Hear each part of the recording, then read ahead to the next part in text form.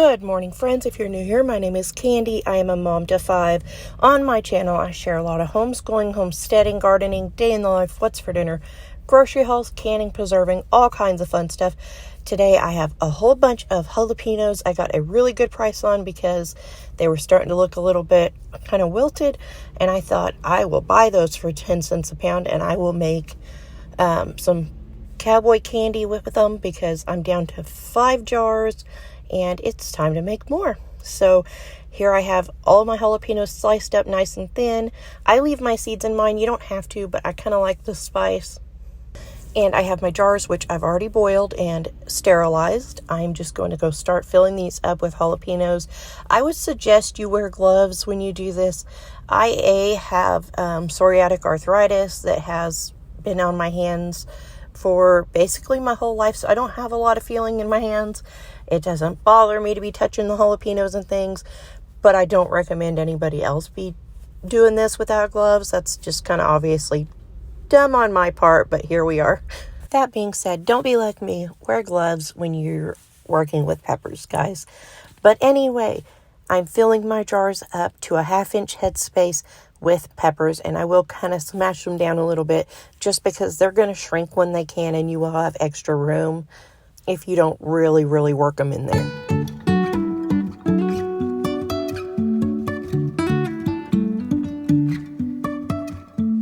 Life is a winding road, no telling where it goes. Driving through days and nights, won't stop for traffic lights. And I really wanna know if I will ever figure out where the road goes. Even if I'm falling down, I will keep on searching for my highs. You can say I lost my mind, I will keep on holding my head high, even if the sky is falling down.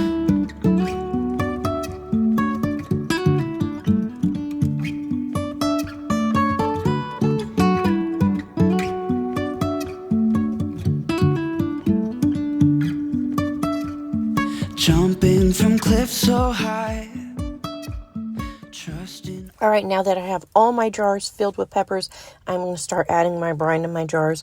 I will include the recipe for the brine in the description box below. I absolutely love Cowboy candy. I love to put it on my sandwiches. I have a recipe for Cowboy candy bread I'll be sharing with you guys really soon. If you guys want to try that, because it's just good. I mean, the peppers are hot, the brine is sweet, and it's like the perfect combination to add to things. CJ absolutely loves when I put little pieces of Cowboy candy on top of deviled eggs.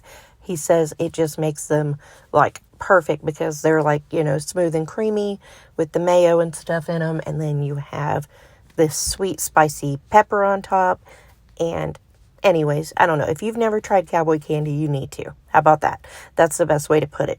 I also have made this with serranos when I had a whole bunch of those in my garden last year.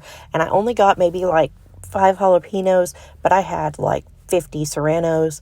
I went ahead, sliced it all up, mixed it up, and put it all in jars together. It works just as well as just doing jalapenos.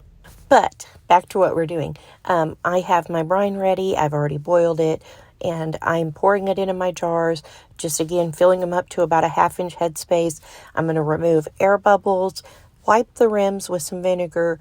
I will dip the lids in vinegar as well and put those on top, screw the bands on to finger tight, and then I will put them in a boiling water bath for 20 minutes. Once that is done, I will turn it off, give it about 10 minutes before I remove the lid, and then I'll give them another 10 minutes before I start moving them out of the pot. I mentioned in another video, I was trying to rush one time and do stewed tomatoes, and I wanted to hurry up and get another batch going.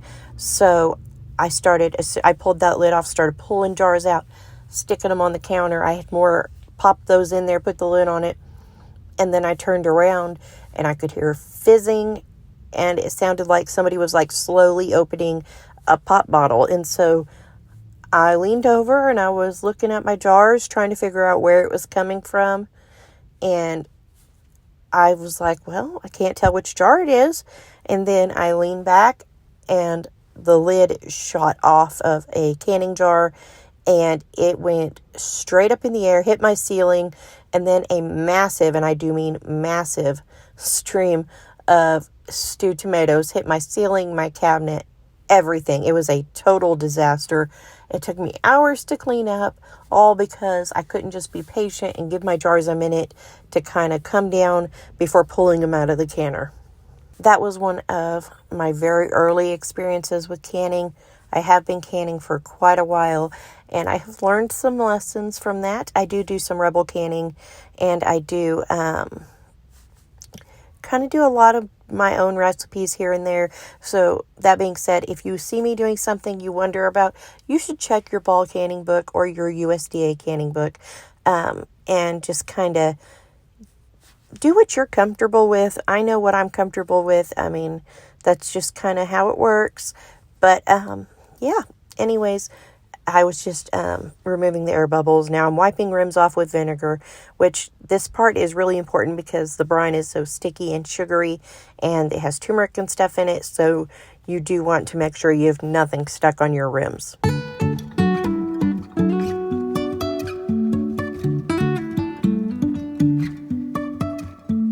Life is a winding road, no telling where it goes. Driving through days and nights, won't stop for traffic lights. And I really wanna know if I will ever figure out where the road goes. Even if I'm falling down, I will keep on searching for my highs. You can say I lost my mind, I will keep on holding my head high, even if the sky is falling down.